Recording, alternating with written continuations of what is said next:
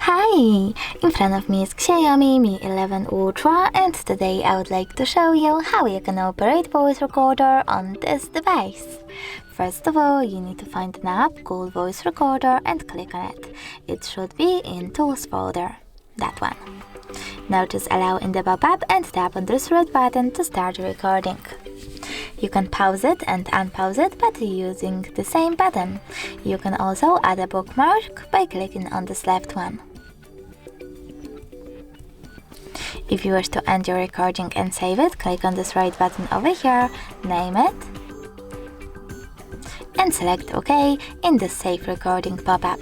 Now click on the same right button to access list of all your recordings, and as you can see, mine is here.